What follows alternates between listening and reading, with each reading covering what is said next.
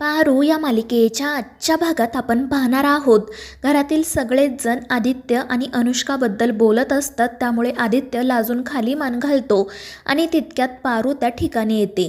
तर श्रीकांत तिलाही विचारतो की काय ग पारू, तुला काय वाटतं.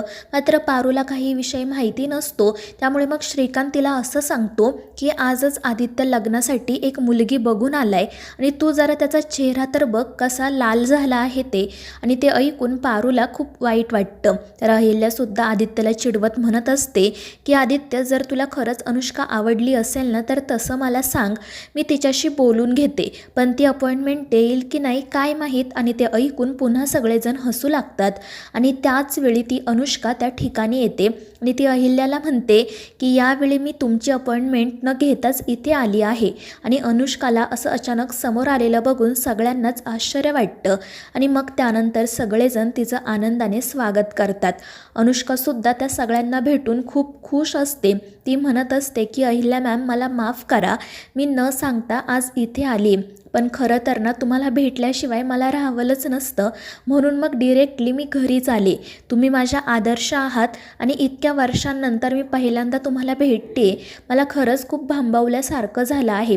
माझ्या जागी जर दुसरं कोणीही असतं ना तर कदाचित त्याचीसुद्धा ही अशीच अवस्था झाली असती. आणि मग त्यानंतर ती अहिल्यासोबत बोलतच राहते. तर अहिल्या हसून म्हणत असते की अगं थांब जरा, आधी मी तुझी सगळ्यांशी ओळख करून देते आणि मग त्यानंतर ती अनुष्काची सगळ्यांशी ओळख करून देते. सगळेजण अनुष्काला भेटून खूप खुश होतात. आणि मग त्यानंतर अनुष्का एका माणसाला एक पेंटिंग घेऊन घरात बोलावते आणि मग त्यानंतर ती त्या पेंटिंगवरील कापड बाजूला करते. तर तिने आज ऑक्शनमध्ये जी पेंटिंग 1,25,00,000ला घेतलेली असते, ही तीच पेंटिंग असते. आणि ती पेंटिंग बघून सगळ्यांनाच आश्चर्य वाटतं. तर अनुष्का अहिल्याला म्हणते की मॅडम, तुमच्या आणि माझ्या पहिल्या भेटीची ही आठवण म्हणून मी तुम्हाला ही पेंटिंग गिफ्ट करते. आणि ते ऐकून सगळेच जण खूप खुश होतात. पण तितक्यात दामिनी म्हणते की ही पहिल्या भेटीची आठवण आहे तर अगं, पण तुझी आणि वहिनींची पहिली भेट तर झालीच नाही ना, कारण जेव्हा वहिनी तुला भेटायला आल्या तेव्हा तू त्यांना भेटलीच नाही, निघून गेली. आणि ते ऐकून अनुष्का म्हणते की मला माफ करा अहिल्या मॅम, पण त्यावेळी मला कॅन्सर पेशंटकडे जायचं होतं. माझ्या वेळा ठरलेल्या आहेत आणि त्यावेळी जर मी त्या ठिकाणी गेले नसते तर त्यांना वाईट वाटलं असतं. पण तुम्ही काळजी करू नका, यापुढे तुम्हाला कधीच मला भेटायला यावं लागणार नाही. तुम्ही फक्त मला एक कॉल करा, मीच तुम्हाला स्वतःहून भेटायला येईल. आणि त्यावर अहिल्यासुद्धा हसून हो म्हणते. आणि मग त्यानंतर अनुष्का लगेच तेथून जाण्यासाठी निघते. मात्र अहिल्या तिला थांबवते आणि चहा घेऊन जा असा तिला आग्रह करते. मग पारू चहा घेऊन त्या ठिकाणी येते. तो चहा अनुष्का पिते. पण तिच्या चेहऱ्यावरच्या हावभाव बघून पारू तिला विचारते की काय झालं मॅडम, तुम्हाला चहा आवडत नाही का, मी कॉफी बनवून आणू का. तर अनुष्का म्हणते की नाही, मला चहा खरंच खूप आवडतो, पण हा चहा ना खूप थंड आहे, मला गरमागरम चहा आवडतो. आणि ते ऐकून दामिनी मध्येच म्हणते, मग एक काम कर, तूच किचनमध्ये जा, चहा बनव आणि तिथेच गरमागरम चहा पी. आणि ते ऐकून सगळेच रागात दामिनीकडे बघू लागतात. पण ती अनुष्का हसून म्हणते की काही हरकत नाही, उलट मीच किचनमध्ये जाऊन चहा बनवते आणि तुम्हा सगळ्यांना माझ्या हातचा चहा पाजते. आणि ते ऐकून सगळ्यांनाच आश्चर्य वाटतं. आणि मग अनुष्का प्रियाला आणि पारूला घेऊन सरळ किचनमध्ये जाते. तर दामिनी डोक्यालाच हात लावते. तर दुसरीकडे किचनमध्ये अनुष्का प्रियासोबत खूप गप्पा मारत असते. त्या दोघीही अगदी मैत्रिणींप्रमाणे वागत असतात. आणि मग त्यानंतर प्रिया अनुष्काला म्हणते की तुम्ही थोडा वेळ थांबा, मी तुमच्यासाठी छान चहा बनवते. मात्र अनुष्का म्हणते की अगं, हे तुझंच घर आहे, तू कधीही चहा बनवू शकशील, पण आज मीही चहा बनवते. आणि मग त्यानंतर ती स्वतःच सगळं सामान शोधून काढते आणि चहा बनवायला सुरुवात करते. आणि ते बघून प्रियाला आणि पारूला आश्चर्य वाटतं. प्रिया तिला विचारते सुद्धा की अनुष्का, तुला कसं माहिती की या किचनमध्ये कुठे काय आहे ते. तर अनुष्का म्हणत असते की अगं, त्यात काय अवघड आहे, ज्या गोष्टी आपल्याला कायम लागतात त्या आपण आपल्या हाताशीच ठेवतो ना, मी फक्त कॉमन सेन्स वापरला. आणि मग त्यानंतर ती सगळ्यांसाठी चहा बनवते. तर प्रिया लगेच बाहेर येते आणि अहिल्याला म्हणते की अहिल्या मॅडम, ही अनुष्का ना मला खरंच खूप खूप आवडली आणि ती आदित्यला सुद्धा म्हणते की आदित्य सर तुम्ही खरंच विचार करा, माझ्याकडून तर होकार आहे. आणि ते ऐकून आदित्य म्हणतो की अरे यार हे काय चाललंय तुमचं, ती मुलगी घरातच आहे, जर तिने हे सगळं ऐकलं तर तिला काय वाटेल. आणि त्यावर दामिनी म्हणते की आदित्य तुझं ना अगदी बरोबर आहे. आणि मग ती प्रियाला म्हणते की प्रिया तुला काही वाटत नाही का गं, आत्ताच आली आहेस ना तू या घरात, मग लगेच निर्णय घ्यायला सुरुवात केली का. तर आदित्य म्हणत असतो की अगं काकू तू असं नको बोलू, मला असं नव्हतं म्हणायचं. आणि ते ऐकून पुन्हा सगळेजण आदित्यवर हसू लागतात. दुसरीकडे अनुष्का चहा बनवते आणि मग त्यानंतर ती पारूसोबत बोलू लागते. ती पारूला म्हणत असते की तू किर्लोस्कर कंपनीची ब्रँड ॲम्बॅसेडर आहेस ना, माहिती आहे मला. आणि मग त्यानंतर ती असंही म्हणते की तुझं या घरातील लोकांवर खूप प्रेम आहे, तू सगळ्यांची आपुलकीने काळजी घेते, माहिती आहे मला. आणि ते ऐकून पारू म्हणते की हे सगळं तुम्हाला कसं कळलं.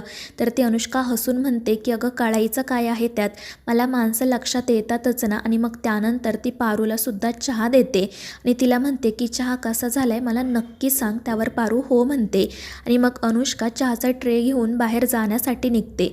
पण ती पारूला म्हणत असते की पारू तू सुद्धा आमच्यासोबत बाहेर येऊन चहा पी. आणि त्यामुळे मग पारू नाईलाजाने चहाचा कप घेऊन बाहेर जाण्यासाठी निघते. त्यानंतर अनुष्का घरातील सगळ्यांना चहा देते. आदित्य विचारत असतो की अगं तुझ्यासाठी चहा का नाही आणला. तर अनुष्का त्याला असं सांगते की पारू मागून घेऊन येत आहे. आणि मग त्यानंतर सगळेजण तिच्या हातचा चहा पितात आणि खूप खुश होत तिचं कौतुक करतात. आणि त्याचवेळी पारू चहा घेऊन त्या ठिकाणी येते, मात्र तिचा पाय एका काचेवर पडतो आणि त्यामुळे तिचा तोल जातो आणि तिच्या हातामधील चहा अनुष्काने जी पेंटिंग आणलेली असते त्यावरच सांडतो. आणि ते बघून घरातील सगळ्यांनाच धक्का बसतो. दामिनी तर पारूवर खूप ओरडते, तिला खूप सुनावते. तर पारू हात जोडून रडतच अहिल्याची आणि घरातील इतरांची माफी मागत असते. पण अहिल्यासुद्धा पारूवर ओरडते. ती म्हणत असते की अगं पारू तू काय आता लहान आहेस का, तुला कळत नाही का कसं वागायचं ते. आणि ते ऐकून पारूला खूप वाईट वाटतं. तर दामिनी अजून आगीमध्ये तेल टाकण्याचा प्रयत्न करते. ती पारूला म्हणत असते की अगं पारू तुला माहिती आहे का, या पेंटिंगची किंमत 1,25,00,000 रुपये आहे. तुला 25 लाखावर किती शून्य असतात ते तरी माहिती आहे का. पण तितक्यात मोहन तिला शांत राहायला सांगतो, त्यामुळे दामिनी गप्प बसते. मात्र मग त्यानंतर मारुती त्या ठिकाणी येतो. तर दामिनी पुन्हा बोलायला सुरुवात करते. ती मारुतीला म्हणत असते की बघितलं का तुझ्या मुलीने काय केलंय, वहिनींची एवढी महागडी पेंटिंग खराब केली, तू तुझं सगळं घरदार जरी विकलं ना तरी एवढे पैसे आणून देऊ शकणार नाही. आणि ते ऐकून मारुती रागातच पारूवर हात उगारतो. पण तितक्यात त्या दोघांच्या मध्ये अनुष्का येते आणि ती मारुतीला थांबवते. ती म्हणत असते की मला मान्य आहे पारू तुमची मुलगी आहे, पण एका तरुण मुलीवर हात उचलताना तुम्हाला काहीच कसं वाटलं नाही. ती या किर्लोस्कर कंपनीची ब्रँड ॲम्बॅसेडरसुद्धा आहे, तिला तिचा मान सन्मान मिळायला नको का. ते ऐकून मारुती खाली मान घालतो. तर अनुष्का म्हणत असते की मला माहिती आहे पारूने हे सगळं मुद्दाम केलेलं नाही आहे आणि जे काही झाले त्याचा तिला किती पश्चाताप झाला आहे तुम्हाला दिसत नाही आहे का. आणि मग त्यानंतर ती सगळ्यांना ती काच दाखवते ज्यामुळे पारूचा तोल गेलेला असतो. आणि मग त्यानंतर ती पारूला म्हणते की तू रडू नको, तुझी काही चूक नाही आहे, उलट तुला काही लागलं तर नाही ना. आणि त्यावर पारू रडतच नाही म्हणते. आणि मग त्यानंतर ती अनुष्का अहिल्याला म्हणते की ही पेंटिंग तर खराब झाली, त्यामुळे मी तुम्हाला ती गिफ्ट करू शकत नाही, पण माझ्या ओळखीचे काही चित्रकार आहेत त्यांच्याकडून काही करता येते का ते मी बघते. पण तितक्यात श्रीकांत म्हणतो की त्याची खरंच काही गरज नाही आहे, मी बघतो काय करायचं ते. आणि मग त्यानंतर आदित्य मारुतीला सांगतो की पारूला इथून घेऊन जा, ती खूप घाबरली आहे. पण मारुती रागातच पारूकडे बघत असतो, त्यामुळे ती रडतच तेथून निघून जाते. तर मित्रांनो, या मालिकेच्या पुढील भागांच्या अपडेटसाठी आपल्या चॅनेलला सबस्क्राईब करा.